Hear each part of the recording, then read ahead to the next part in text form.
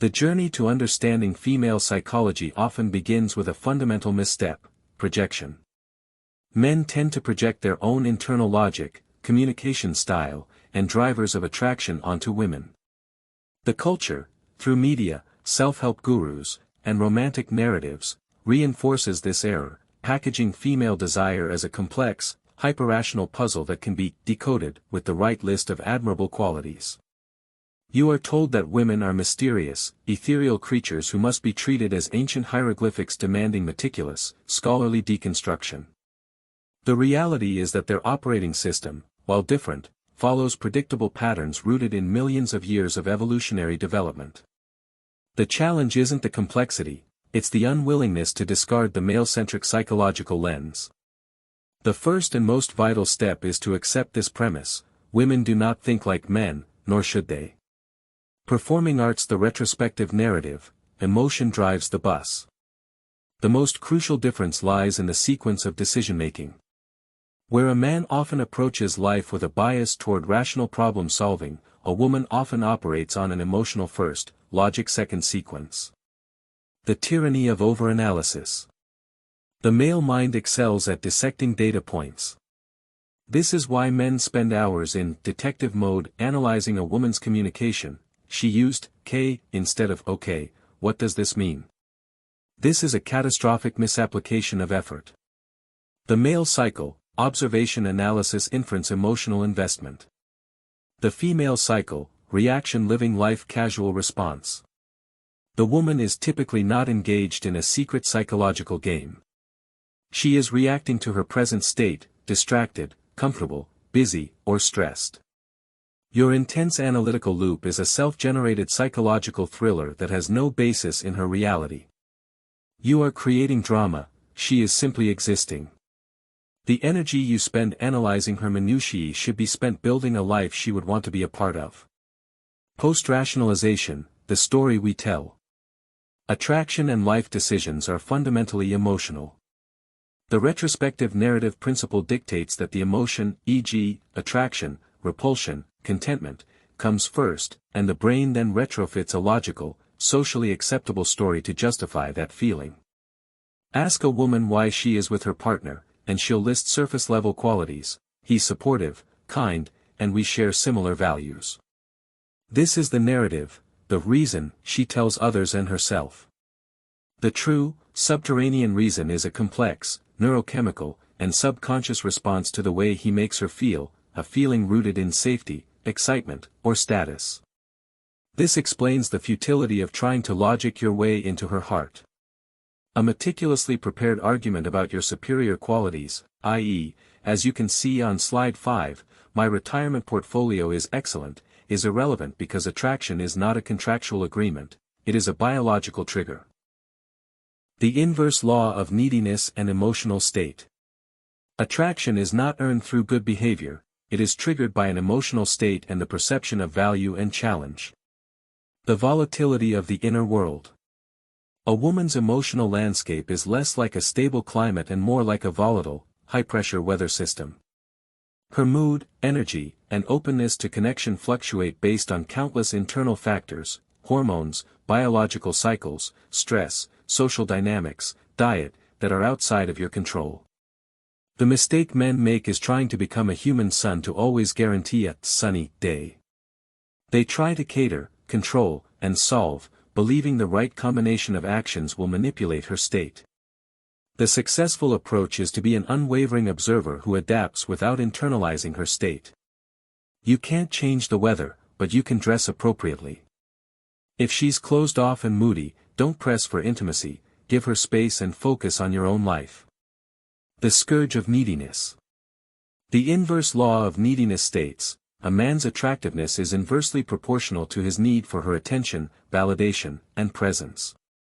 When a man makes a woman the center of his universe, his actions convey a psychological message: my sense of self-worth is dependent on your approval. This signals a low-value internal state. She loses respect. A man without a clear, independent mission is perceived as lacking direction. She loses emotional investment. A sure thing, a man who is always available, predictable, and agreeable, provides no emotional tension or challenge. She becomes bored. The human mind, especially in attraction, craves the unknown, the high-stakes game. When the ending is known in the first chapter, the emotional plot is lost. Women are attracted to men who don't need them, but who choose them. The function of challenge. Women often use subtle compliance and strength tests to gauge a man's backbone. If a man constantly agrees, capitulates to every demand, and prioritizes her comfort over his integrity, he fails the test. This doesn't mean women consciously want a harsh, controlling man. They want a man who is unbreakable, a leader who is firm yet fair, who can maintain his frame under emotional pressure. The nice guy fails because he provides safety and comfort, but he fails to generate the vital emotional cocktail that drives passion, tension, excitement, and challenge. Speaking head the subtext of connection, communication as emotional processing. The gender divide in communication is not one of ability, but of primary purpose. Male purpose, the efficient transfer of information for the purpose of a solution. Female purpose, the processing of emotion for the purpose of connection. When a woman brings up a problem, the male impulse is to immediately present a solution. Just tell your boss you can't work weekends. To her, this is a dismissal of her feelings. She is not seeking an answer, she is seeking empathetic validation, the acknowledgement that her feelings about the situation are valid. You must switch your goal from being her handyman to being her sounding board and emotional anchor. The hidden language of subtext. Women are masters of reading context, tone, and body language, a skill honed through evolution as the primary interpreters of infant needs. They assume this subtext is equally obvious to men. The words used are often the least important part of the message. The phrase, "it's fine," is a classic example. In a strained tone, it means the complete opposite.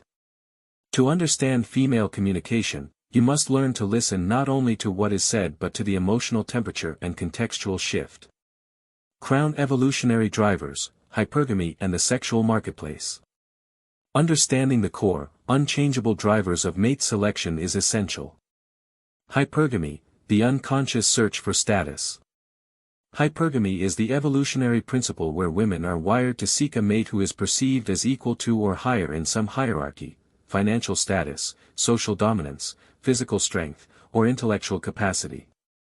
This is not a modern dating flaw, it is a biological imperative to secure the best resources and genetics for offspring.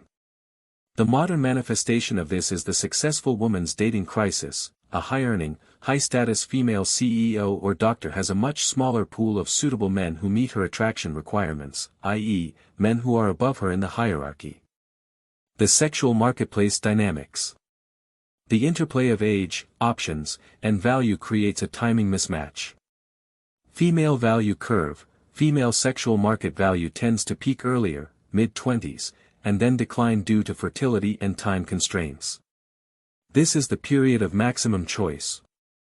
Male value curve. Male sexual market value often starts lower and increases steadily into the mid-30s and beyond, correlating with the accumulation of resources, status, and competence. This mismatch means women often possess the most options when they are least ready for commitment, and men possess the most options when they are most ready. The current hyperavailability of men via dating apps has also led to choice paralysis and inflated standards, paradoxically making women less happy in their relationships due to the perpetual feeling that a better option is one swipe away. The ultimate truth: desire is not negotiable.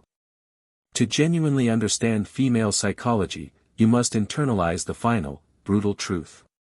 Attraction is not a choice, nor is it earned through moral or financial provision. You cannot negotiate desire. You cannot buy it with flowers, earn it through subservience, or argue it into existence with logic. It is a biological and psychological response to a specific stimulus, and that stimulus is not a comfortable friend or a reliable provider. The stimulus is the man who embodies unshakable confidence, emotional leadership, personal mission, and a life that does not revolve around her approval. Once you accept that women are operating on different software, driven by emotion, seeking a challenging but secure leader, and unconsciously driven by evolutionary imperatives, you stop feeling confused, and you start feeling empowered. You stop taking things personally and begin to see the relationship dynamic with clarity. This understanding is the only way to stop playing the game based on fabricated rules and start operating on reality. The deep dive, unpacking subconscious drivers. To continue this exploration, we must move beyond observable behavior and examine the deep, often contradictory, psychological layers that govern female choice and connection. The paradox of choice, modern dating's dilemma. The digital age hasn't simplified dating, it's introduced a profound psychological friction point, choice paralysis and the inflation of expectations. Choice paralysis and perpetual dissatisfaction. For a historically unprecedented number of women, the instant, endless validation and options provided by dating apps have an unforeseen dark side. The abundance of choice leads to a state of chronic indecision. The problem, when faced with an overwhelming number of potential mates, the brain struggles to commit to one, fearing a better option is always just a swipe away. This is the paradox of choice. The result, relationships are viewed as transactional and temporary. A woman may be with a great partner, but the anxiety that she could be settling, missing out on the optimal choice, creates perpetual dissatisfaction, preventing deep emotional commitment. The attention-commitment disconnect. Social media has radically skewed the perception of value in the dating marketplace. Attention inflation. Average women now receive instantaneous attention and validation from above-average men, e.g., a successful man liking her photo. This creates an inflated sense of sexual market value that does not correlate with actual commitment potential. The psychological error, attention is subconsciously processed as attraction and commitment potential, even though the high-status men providing the attention are rarely offering commitment to an online acquaintance. This widens the gap between a woman's expected mate quality and the quality of men willing to commit to her long-term. The psychology of rejection and historical revision. How men and women process relationship endings and rejection is drastically different, leading to profound misunderstandings during breakups. The rejection firewall. Men are typically taught to absorb rejection, often internalizing it as a personal failure, "I wasn't good enough," which forms a core part of their dating narrative and drives self-improvement. Women often employ a more powerful psychological defense mechanism. Female rejection reframing. Women rarely frame rejection in terms of personal inadequacy. Instead, they use a psychological firewall to protect self-esteem, reframing the event as external: "the timing was wrong, he wasn't ready," or "we weren't compatible." The consequence, while effective for maintaining self-worth, this mechanism often prevents them from learning or adapting their approach, as they never accept their role in the outcome. The rewritten history, retroactive justification. When a woman decides to end a relationship, her mind often performs a complete historical revision to ensure a clean break. The process, to move on without guilt or second thoughts, her brain subconsciously amplifies all negative memories and downplays or taints every positive one. The purpose is to convince herself, and often her social circle, that the relationship was always flawed. The male devastation. The man who was happy for years is blindsided when she declares, "I was never truly happy," or "I should have left years ago." This is not malicious lying, it is a psychological mechanism for self-preservation and forward momentum. She genuinely believes her revised history in that moment. Shield security and surrender, the ultimate paradox. The stated desire for security is often misunderstood by men, who focus on the tangible. The deeper need is for an emotional and psychological anchor. Security of the backbone, not the bank account. Men focus on physical security, money, house, job title. Women, once basic needs are met, prioritize emotional security. Emotional security is knowing, will he collapse when my life gets hard? Can he handle my darkest emotions without becoming overwhelmed or angry? Is his internal compass stable? The attraction. A broke man with unshakable confidence and emotional sobriety often provides a deeper sense of security than a millionaire who is volatile and emotionally unstable. The internal architecture of the man is what creates the true feeling of safety. The desire to surrender to strength. At the pinnacle of female desire is the often contradictory need to surrender her emotional and decisional burden, but only to a man who has proven he is strong enough to handle it. The testing phase, women constantly test and push boundaries, not to be difficult, but to find the limits of a man's frame. They want to know, will he break? Will he get angry? Will he capitulate entirely? The attraction trigger: she desires a man who will lead with calm authority, not dominance, who can be firm without being tyrannical, and who can withstand her emotional storms without becoming his own. This allows her to relax, trust, and finally surrender the burden of decision-making and emotional regulation. The psychological earthquakes: pregnancy and prioritization. The transition to motherhood is the most profound psychological shift a woman undergoes, and it's a silent killer of many relationships because men fail to anticipate it. The evolutionary hijack. Upon pregnancy, the woman's brain is effectively hijacked by evolutionary programming. Hormones, particularly oxytocin and prolactin, begin prioritizing the infant's survival above all else. The shift: the husband, who was once the emotional center, becomes functionally secondary to the baby.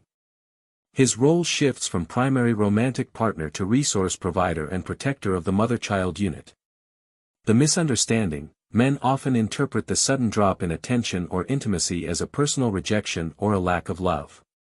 It is neither. It is a biological reprioritization ensuring the species' continuation. A man must understand this is a temporary but necessary shift and pivot his role to supportive partner rather than demanding lover, or the relationship will face extreme strain. Covert competition: female group dynamics. Female competition operates on a different, more nuanced level than male competition, and it heavily influences relationship outcomes. The subtlety of social warfare.